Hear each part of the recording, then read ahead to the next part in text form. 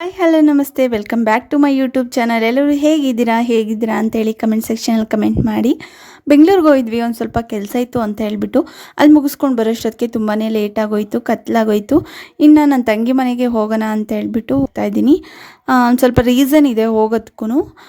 ಶ್ರೀಮಂತ ಹತ್ರದಲ್ಲೇ ಇದೆಯಲ್ವಾ, ಒಂದು ಸ್ವಲ್ಪ ಕರ್ಜಿಕಾಯಿ ಚಕ್ಲಿ ಮಾಡ್ಕೋಬೇಕು ಬಾ ಅಂತಂದಿದ್ದಕ್ಕೆ ಇನ್ನು ನನ್ನ ಹೆಲ್ಪ್ ಕೇಳಿದ್ರು, ಹಾಗಾಗಿ ಹೆಲ್ಪ್ ಮಾಡೋಣ ಅಂತ ಹೇಳ್ಬಿಟ್ಟು ಹೋಗ್ತಾ ಇದ್ದೀನಿ.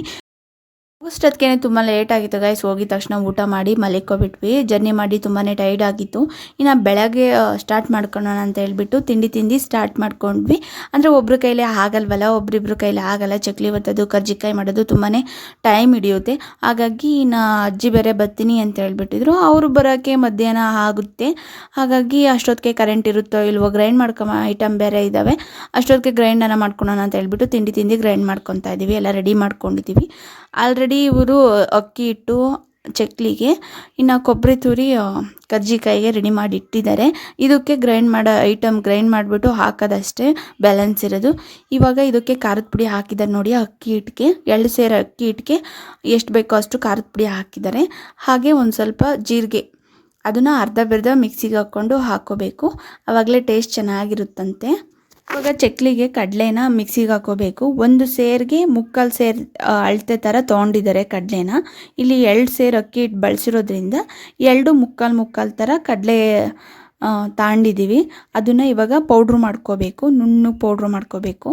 ಅದರಲ್ಲಿ ಏನಾನ ಒಂದಾದರೂ ಹಾಗೆ ಇದ್ದರೆ ಚಕ್ಲಿ ಒತ್ತಬೇಕಾದ್ರೆ ಚೆನ್ನಾಗಿ ಬರಲ್ವಂತೆ, ಸಿಗಾಕೊಳ್ಳೋ ಚಾನ್ಸಸ್ ಇರುತ್ತೆ ಅಂತ ಹೇಳಿದ್ರು.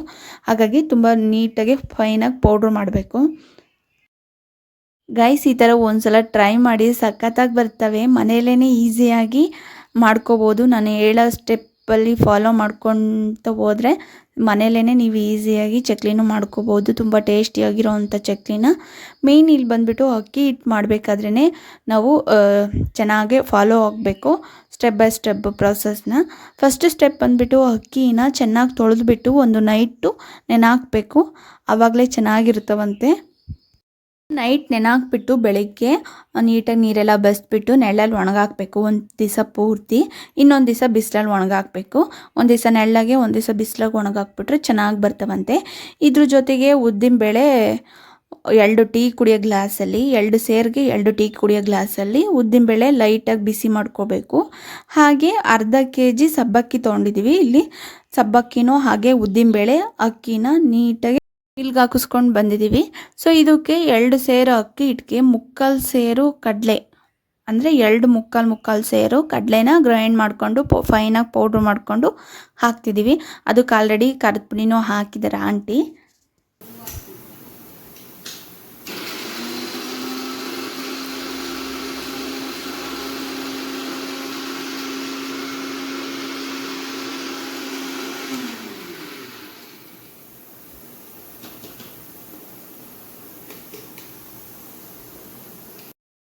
ಆ ಚಿಕ್ಕ ಮಿಕ್ಸಿ ಜಾರಲ್ಲಿ ಕಡಲೆನ ಪೌಡ್ರ್ ಮಾಡೋಷ್ಟೊತ್ತಿಗೆ ತುಂಬಾ ಟೈಮ್ ತೊಗೊಳೋದು, ಎದ್ದೇಳೋದು ಕೂತ್ಕೊಳ್ಳೋದು ಇದೇ ಆಗೋಯ್ತು ನೋಡಿ. ಹಾಗೆ ಇನ್ನು ಪೌಡ್ರ್ ಮಾಡಿ ಹಾಕಬೇಕಾದ್ರೂ ಆಂಟಿ ಒಂದ್ಸಲ ಚೆಕ್ ಮಾಡ್ತಿದ್ದಾರೆ. ಯಾಕೆಂದರೆ ತರಕ್ಲು ಥರ ಆಗಿದ್ರೆ ಮತ್ತು ಚಕ್ಲಿ ಒತ್ತಬೇಕಾದ್ರೆ ಕಷ್ಟ ಆಗುತ್ತೆ, ಚೆನ್ನಾಗಿ ಬರಲ್ಲ ಅಂತ ಹೇಳ್ಬಿಟ್ಟು ನಾನು ಹಾಕ್ದಾಗೆಲ್ಲ ಚೆಕ್ ಮಾಡೇ ನೀಟಾಗಿ ಮಿಕ್ಸ್ ಮಾಡ್ತಿದ್ದಾರೆ. ಇದಕ್ಕೆ ಉಪ್ಪು ಹಾಕ್ತಿದ್ದಾರೆ, ಅಂದಾಜು ಮೇಲೆ ಹಾಕ್ತಿದ್ದಾರೆ ನೋಡಿ. ಅವ್ರಿಗೆ ಎಕ್ಸ್ಪೀರಿಯೆನ್ಸ್ ಇದೆ, ಹಾಗಾಗಿ ಅಳತೆ ಏನಿಲ್ಲ, ಒಂದು ಅಂದಾಜು ಮೇಲೆ ಹಾಕ್ಬಿಟ್ಟು ಮಿಕ್ಸ್ ಮಾಡ್ತಿದ್ದಾರೆ. ಹಾಗೆ ಇದಕ್ಕೆ ಒಂದು ಅರ್ಧ ಟೇಬಲ್ ಸ್ಪೂನ್ ಆಗೋಷ್ಟು ಅಡುಗೆ ಸೋಡಾ ಹಾಕಬೇಕು, ಜಾಸ್ತಿ ಬಳಸೋ ಹಾಗಿಲ್ಲ. ಇನ್ನು ಅರ್ಧ ಟೇಬಲ್ ಸ್ಪೂನ್ ಸೋಡಾ ಹಾಕಿ ನೀಟಾಗಿ ಕೈಯಲ್ಲಿನೇ ಎಲ್ಲನೂ ಈಕ್ವಲಾಗಿ ಕಲಿಸ್ತಿದ್ದಾರೆ. ಇವಾಗ ಇದಕ್ಕೆ ಅಡುಗೆ ಎಣ್ಣೆನ ಬಿಸಿ ಮಾಡ್ಕೋಬೇಕು. ಅದಕ್ಕೆ ಬಿಸಿ ಮಾಡೋಕ್ಕೆ ಅಡುಗೆ ಎಣ್ಣೆನೂ ಇಟ್ಟಿದ್ದೀವಿ. ಇಲ್ಲಿ ನೋಡಿ, ಸೀಮಂತಕ್ಕೆ ಉಪ್ಪಿನಕಾಯಿನ ರೆಡಿಮೇಡ್ ತರೋದು ಬೇಡ, ಮನೇಲೇ ಮಾಡೋಣ ಅಂತ ಹೇಳ್ಬಿಟ್ಟು ಆಂಟಿಯವರು ಇನ್ನು ಮಾವಿನಕಾಯಿನ ಚಿಕ್ಕದಾಗಿ ಹಚ್ಚಿ ಅದಕ್ಕೆ ಉಪ್ಪು ಅರಿಶಿನ ಹಾಕಿಟ್ಟಿದ್ದಾರೆ. ಇನ್ನು ಭಟ್ರು ಹೇಳಿದ್ರಂತೆ ರೆಡಿ ಮಾಡಿ ಇಡು, ಅಷ್ಟು ಸಾಕು, ಇನ್ನು ಮಿಕ್ಕಿದ್ದು ನಾನು ಮಾಡ್ಕೊತೀನಿ ಅಂತ ಹೇಳ್ಬಿಟ್ಟು ಅದಕ್ಕೆ ಇಷ್ಟು ಮಾಡಿ ಇಟ್ಟಿದ್ದಾರೆ. ಆಂಟಿನೂ ಚೆನ್ನಾಗಿ ಮಾಡ್ತಾರೆ ಉಪ್ಪಿನಕಾಯಿ. ಇನ್ನು ಅಪ್ಕಮಿಂಗ್ ವಿಡಿಯೋಸಲ್ಲಿ ಒಂದ್ಸಲ ತೋರಿಸ್ತೀನಿ ಉಪ್ಪಿನಕಾಯಿ ಮಾಡೋದು. ತುಂಬ ಚೆನ್ನಾಗಿ ಮಾಡ್ತಾರೆ ಆಂಟಿ ಅಂತೂ. ಇನ್ನು ಅವ್ರು ಮಾಡ್ತೀವಿ ಅಂದಿದ್ದಕ್ಕೆ ಇವ್ರು ಮಾಡಿಲ್ಲ, ಇಷ್ಟು ಮಾತ್ರ ಮಾಡಿಟ್ಟಿದ್ದಾರೆ. ಇವಾಗ ಬಿಸಿ ಆಗಿರೋ ಎಣ್ಣೆನ ಹಾಕ್ಬಿಟ್ಟು ಸ್ಪೂನಲ್ಲಿ ಕಲಿಸ್ತಿದ್ದಾರೆ. ಎಣ್ಣೆ ಬಿಸಿಯಾಗಿರುತ್ತಲ್ವ, ಕೈ ಇಡೋಗಿಲ್ಲ, ಸುಡುತ್ತೆ. ಹಾಗಾಗಿ ನೀಟಾಗಿ ಸ್ಪೂನಲ್ಲಿ ಈಕ್ವಲಾಗಿ ಎಲ್ಲದಕ್ಕೂ ಸ್ಪ್ರೆಡ್ ಆಗೋ ಥರ ಮಿಕ್ಸ್ ಮಾಡ್ಕೊತಿದ್ದಾರೆ. ಚಕ್ಲಿ ರೆಡಿ ಆದಂಗೆ ಇದಕ್ಕೆ ಮಿಕ್ಸ್ ಮಾಡಿಕೊಂಡು ಇನ್ನು ಒತ್ತದಷ್ಟೇ ಬ್ಯಾಲೆನ್ಸ್ ಇರೋದು. ಒಂದು ಸಲ ಉಪ್ಪು ಖಾರ ಎಲ್ಲ ಆಗಿದೆಯೋ ಇಲ್ವೋ ಟೆಸ್ಟ್ ಮಾಡೋಣ ಅಂತ ಹೇಳ್ಬಿಟ್ಟು ಒಂದಿಷ್ಟೇಷ್ಟು ಮಾತ್ರನೇ ಎರಡು ಒಳ್ಳೆಗಾಗೋಷ್ಟು ಕಲಿಸ್ತಾ ಇದ್ದೀವಿ ಇಲ್ಲಿ ಬಿಸಿನೀರು ಹಾಕ್ಕೊಂಡು. ಇದಕ್ಕೆ ತಣ್ಣೀರು ಬೆರೆಸೋ ಹಾಗಿಲ್ಲ, ಓನ್ಲಿ ಬಿಸಿನೀರು ಮಾತ್ರನೇ ಹಾಕ್ಕೊಂಡು ಕಲಿಸ್ಕೋಬೇಕು, ಆವಾಗಲೇ ಚೆನ್ನಾಗಿರುತ್ತೆ ಚಕ್ಲಿ. ತಣ್ಣೀರು ಬಳಸೋ ಹಾಗಿಲ್ಲ. ಇನ್ನು ಒಂದು ಸ್ವಲ್ಪ ಬಿಸಿನೀರು ಹಾಕ್ಕೊಂಡು ನೀಟಾಗಿ ಕಲಿಸ್ಕೊಂಡು ಒತ್ಕೋಬೇಕು. ಈ ಥರ ಮಾಡೋದ್ರಿಂದ ಉಪ್ಪು ಖಾರ ಆಗಿದೆ ಇಲ್ವೋ ಅಂತೇಳಿ ಗೊತ್ತಾಗುತ್ತೆ. ಆವಾಗ ಕಮ್ಮಿ ಬಿದ್ರೂ ಹಾಕ್ಕೋಬೋದು. ಒಂದೇ ಸಲ ಕಲಿಸಿದಾಗ ನಾವು ಏನಾಗುತ್ತೆ ಅಂದರೆ ಉಪ್ಪು ಖಾರ ಬರ್ಸೋಕ್ಕಾಗಲ್ಲ ಆವಾಗ ಕಮ್ಮಿ ಇದ್ರೂ. ಹಾಗಾಗಿ ಈ ಥರ ಒಂದು ಸಲ ಟ್ರೈ ಮಾಡ್ತಾಯಿದ್ದೀವಿ.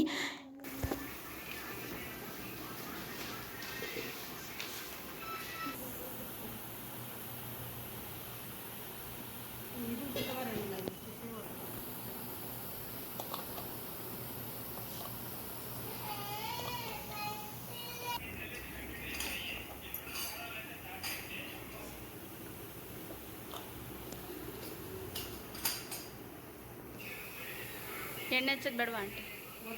ಎಣ್ಣೆ ಬೇಡ.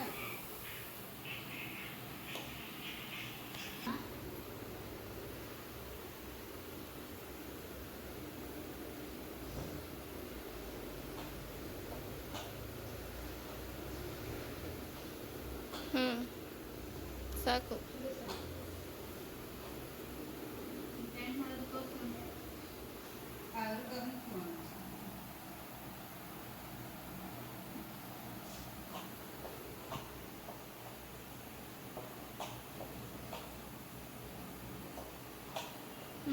ಸಾಕು.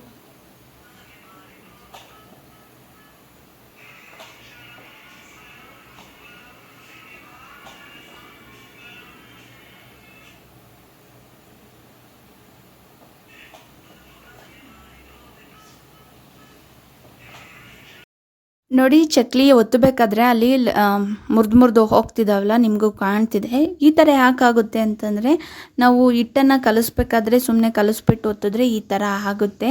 ಚೆನ್ನಾಗಿ ಕೈಯಲ್ಲಿ ಮಿದಿಬೇಕು. ಎಷ್ಟು ಚೆನ್ನಾಗಿ ಬಿಸಿನೀರು ಹಾಕ್ಕೊಂಡು ಚೆನ್ನಾಗಿ ಮಿದಿತೀವೋ ಅಷ್ಟು ಚೆನ್ನಾಗಿ ಪರ್ಫೆಕ್ಟಾಗಿ ಚಕ್ಲಿ ಒತ್ತಬೇಕಾದ್ರೆ ಚೆನ್ನಾಗಿ ಬರ್ತವೆ. ಸೊ ಅದೊಂದು ಸ್ಟೆಪ್ ಫಾಲೋ ಆಗಿಬಿಡಿ.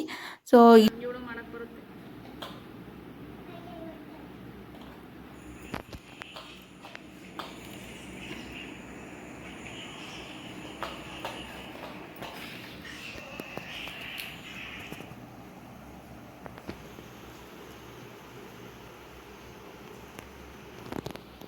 ಎಡ್ಡೆ ಸುತ್ತ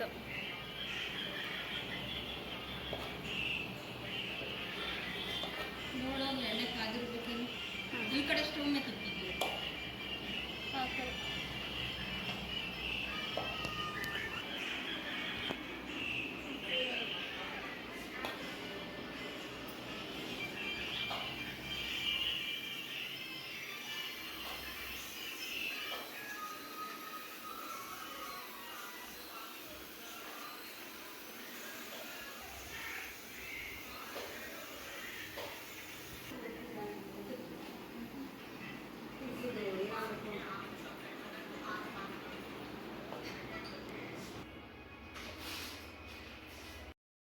ಎಣ್ಣೆ ಕಾದಿದ್ದು ಆಗಿದೆ. ಇವಾಗ ಒಂದು ಸ್ವಲ್ಪ ಒತ್ತಿರೋವನ್ನೆಲ್ಲ ಹಾಕ್ತಾಯಿದ್ದೀನಿ. ಇಲ್ಲಿ ಏನಾಗಿದೆ ಅಂತಂದರೆ ಒಂದು ಸ್ವಲ್ಪ ಜಾಸ್ತಿನೇ ಕಾದ್ಬಿಟ್ಟಿದೆ ಎಣ್ಣೆ.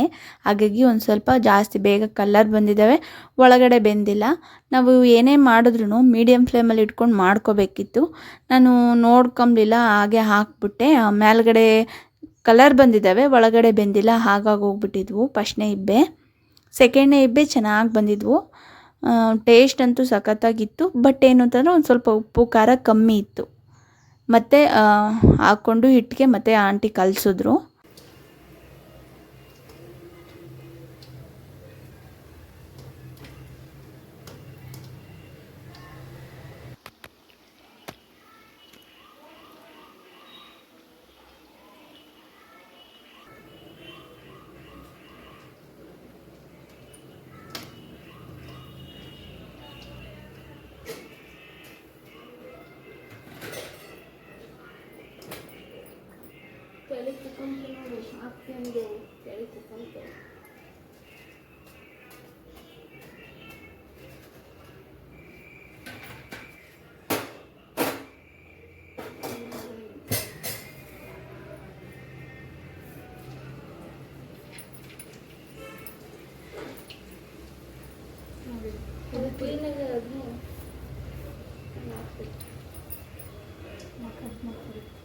ಸೈಡ್ ಆದ್ಮೇಲೆ ಸಾಕು ಅವು ಮಧ್ಯೆಲ್ಲ ಪುಡಿ ಆಗಿಲ್ಲ ಬಿಡು ಸಾಕು ಹಾಕ್ಕೊಂಡು ಮದುವೆ ಬೆಲ್ಲ ಕೊಟ್ಟು ಪೇಪರ್ ಎಲ್ಲ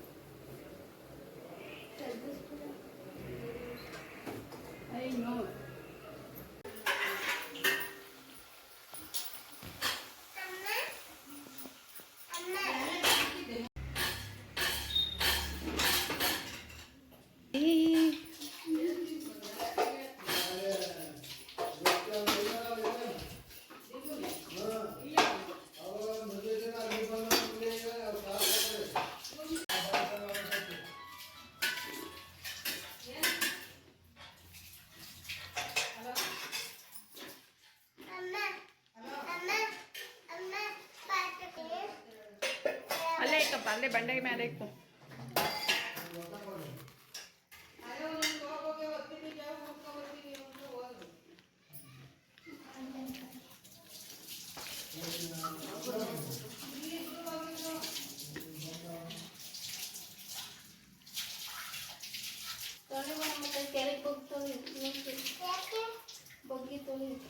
ನಾವೆಲ್ಲ ಟೇಸ್ಟ್ ನೋಡಿ ರೆಡಿ ಮಾಡೋಷ್ಟೊತ್ತಿಗೆ ಅಜ್ಜರು ಬಂದರು. ಅವರು ಬಂದಿದ ತಕ್ಷಣ ಊಟ ಮಾಡಿ ಇನ್ನು ಕೂತಿದ್ದಾರೆ. ಅವರು ಕೂತಿದ್ದಾರಲ್ಲ, ಎಣ್ಣೆ ಕಾಯಕ್ಕೆ ಟೈಮ್ ಹಿಡಿಯುತ್ತೆ. ಅಷ್ಟೊತ್ತಿಗೆ ಎಣ್ಣೆನ ಕಾಯಕ್ಕಿಡೋಣ ಅಂತ ಹೇಳ್ಬಿಟ್ಟು ಹಾಲಲ್ಲೇ ಸಿಲಿಂಡ್ರ್ ತಂದು ಇಟ್ಟಿದ್ದೀವಿ.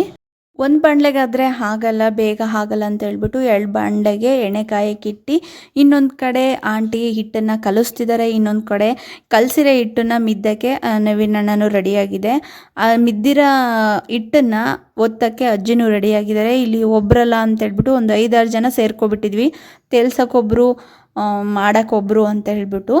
ಇನ್ನು ಒಂದು ಕಡೆ ಮಾವಿನಕಾಯಿ ತಿನ್ನಬೇಕು ಅನ್ನಿಸ್ತು. ಇನ್ನು ಅವರು ಕಾಯಕ್ಕೆಲ್ಲ ಟೈಮ್ ಹಿಡಿಯುತ್ತಲ್ವ, ಹಾಗಾಗಿ ಇನ್ನು ಮಾವಿನಕಾಯಿ ಉಪ್ಪು ಖಾರ ಹಾಕೊಂಡು ತಿಂದ್ವಿ. ಇನ್ನೊಂದು ಕಡೆ ಪಾನಕ ಮಾಡಿಕೊಟ್ಟಿದ್ಲು, ನಿಂಬೆಹಣ್ಣು ಸಕ್ಕರೆ ಹಾಕಿ ಅದನ್ನು ಕುಡಿದ್ವಿ.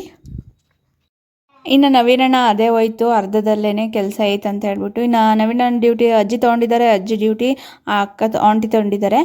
ಇನ್ನು ತೇಲ್ಸಕ್ಕೆ ನಾನು ಯಮುನ ಇಬ್ಬರು ಕುಂತಿದ್ದೀವಿ. ಚಕ್ಲಿ ಮಾಡೋಷ್ಟೊತ್ತಿಗೆ ತುಂಬ ಟೈಮ್ ಹಿಡೀತು ಗಾಯ್ಸ್. ಒಂದು ಈವ್ನಿಂಗ್ ಆಗೋಯಿತು.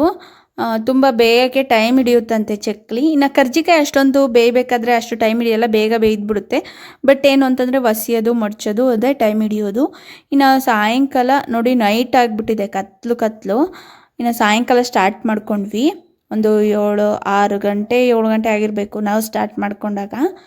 ಇನ್ನು ನಾನು ಉಂಡೆ ಮಾಡಾಕ್ತಿದ್ದೀನಿ. ಒಂದು ಕಡೆ ಒಬ್ಬರು ಹೊಸಿತಿದ್ದಾರೆ, ಒಂದು 2-3 ಹೊಸಿತಿದ್ದಾರೆ. ಒಬ್ಬರು ಕೈಲಿ ಹೊಸಿದ್ರೆ ಮಡ್ಸೋಕ್ಕಾಗಲ್ಲ, ಎಷ್ಟಾದರೂ ಮಡಿಸ್ಬೋದು. ಒಬ್ಬರು ಜಾಸ್ತಿ ಹೊಸೆಯಕ್ಕಲ್ಲ, ಹಾಗಾಗಿ 1-2-3 ಹೊಸಿತಾ ಇದ್ದಾರೆ.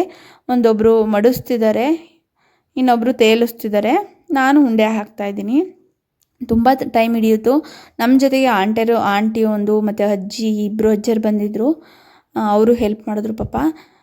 ಚಕ್ಲಿ ಕರ್ಜಿಕಾಯಿ ಮಾಡೋದೆಲ್ಲ ಮುಗೀತು. ಜನ ಇರೋದಕ್ಕೆ ಬೇಗನೆ ಆಯಿತು ಅನ್ನಿಸ್ತು. ಇಲ್ಲಾಂದರೆ ನೆಕ್ಸ್ಟ್ ಡೇ ಇಕ್ಕಬೇಕಾಯ್ತು, ನಾವೇ ಮಾಡ್ತೀವಿ ಅಂತ ಅಂದಿದ್ದಿದ್ರೆ. ಇನ್ನು ಮುಗಿದ ತಕ್ಷಣ ಕನಕದಿಟ್ಟು ಜಾಸ್ತಿ ಮಿಕ್ಕಿತ್ತು, ಅದಕ್ಕೆ ಪೂರಿ ಮಾಡೋಣ ಅಂತ ಹೇಳ್ಬಿಟ್ಟು ನೀಟಾಗಿ ಲಾಸ್ಟಿಗೆ ಪೂರಿ ಮಾಡಿಕೊಂಡು ಎಲ್ಲರೂ ಊಟ ಮಾಡಿದ್ವಿ. ಊಟ ಮಾಡೋಷ್ಟೊತ್ತಿಗೆ ಲೇಟಾಗೋಯ್ತು. ಇದೆಲ್ಲ ಮಾಡಿದ್ಮೇಲೆ ಊಟ ಮಾಡೋಣ ಅಂತ ಹೇಳ್ಬಿಟ್ಟು ಇನ್ನು ಅಡುಗೆನೂ ಮಾಡಿರಲಿಲ್ಲ. ಇದಾದಮೇಲೆ ಇನ್ನು ಹೆಂಗಿದ್ರು ಪೂರಿ ಇತ್ತು, ಸಾಂಬಾರಿತ್ತು, ಪೂರಿ ಮಾಡ್ಕೊಂಡು ಊಟ ಮಾಡಿದ್ವಿ. ಬಾಯ್ ಹಾಯ್ ನೋಡು.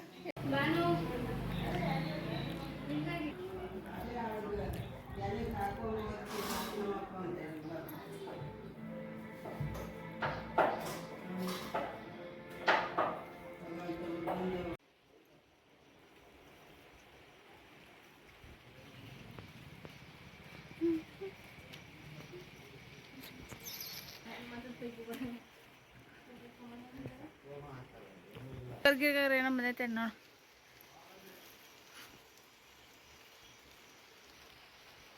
ಇವತ್ತು ಕರ್ಜಿಕಾಯಿ ಆ್ಯಂಡ್ ಚಕ್ಲಿ ಮಾಡಿದ್ದ ಆಗಿದೆ. ಅದು ಆಗೋ ಅಷ್ಟೊತ್ತಿಗೆ ಎಷ್ಟೊತ್ತಾಯಿತು ಗೊತ್ತಾ? ಒಂದು 9 ಗಂಟೆ ಆಯಿತು. ನಾವು ಮಧ್ಯಾಹ್ನ ಎಷ್ಟು ಒಂದು 3 ಗಂಟೆಗೆ ಎಷ್ಟು ಗಂಟೆಗೆ ಏಮನ್ನ ಸ್ಟಾರ್ಟ್ ಮಾಡಿದ್ದು ನಾವು 2:30 ಹಾಂ ಕರೆಕ್ಟ್ 2 ಗಂಟೆಗೆ ಸ್ಟಾರ್ಟ್ ಮಾಡಿದ್ವಿ. ಮುಗಿಯೋಷ್ಟೊತ್ತಿಗೆ 9:30 ಆಯಿತು, 9 ಗಂಟೆ ಆಯಿತು. ಇನ್ನು 9 ಗಂಟೆ ಆದಮೇಲೆ ಅಡುಗೆ ಮಾಡಿಕೊಂಡು ಪೂರಿ ಒಂದು ಸ್ವಲ್ಪ ಅನ್ನ ಸಾಂಬಾರು ಊಟ ಮಾಡಿ ಇವಾಗ ಮನೆಗೆ ಕಣಕ್ಕೆ ಬಂದಿದ್ದೀವಿ ಮೇಲ್ಗಡೆ ರೂಮಲ್ಲಿ. ಆ್ಯಂಡ್ ಮಳೆ ಅಂತೂ ಬರ್ತಾಯಿತ್ತು, ಇವಾಗ ತಾನೇ ಶುರು ಆಗ್ತೈತೆ ಮಳೆ, ಗುಡುಗು ಮಿಂಚು. ನೋಡಿ ಯಮುನಾ ವಾಕಿಂಗ್ ಮಾಡ್ತಿದ್ದಾಳೆ. ಸೊ ಇವತ್ತಿನ ವಿಡಿಯೋ ಇಲ್ಲಿಗೆ ಎಂಡ್ ಮಾಡ್ತಾಯಿದ್ದೀನಿ. So love you all, bye, good night. ಕಾಣಿಸ್ತು ತಾನೇ ನಿಮಗೆ?